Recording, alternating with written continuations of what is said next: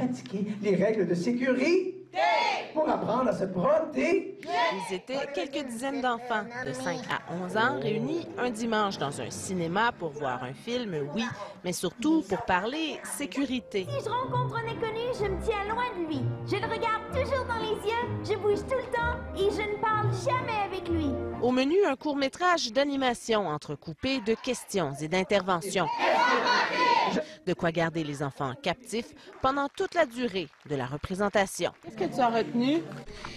Qu'il faut toujours rester éloigné, toujours regarder dans les yeux. Pas parler aux inconnus, puis de pas s'approcher d'eux, puis de beaucoup bouger. Pour la mère de Gabrielle, qui avait été bouleversée par la disparition de Cédrica Provencher, l'exercice aide à trouver les bons mots. Nous-mêmes, là, on a besoin d'être guidés, donc ça nous permet de savoir quoi dire. J'ai trouvé ça très bien. Le programme, actuellement, on le fait dans les écoles, mais c'est une première d'avoir le parent, papa, maman, à côté de l'enfant pour apprendre, comprendre, pour faire un suivi et un travail à la maison par la suite. Voilà pour toi. Les enfants reçoivent d'ailleurs un cahier d'exercices à faire à la maison par la suite.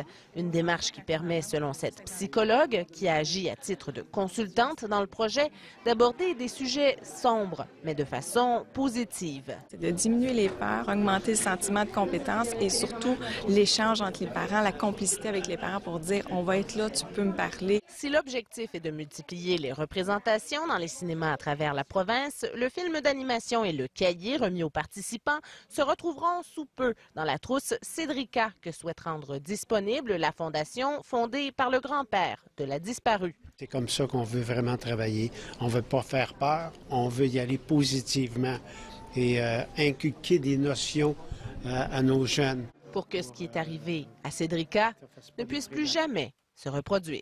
Ici Amélie Desmarais, Radio-Canada, Trois-Rivières.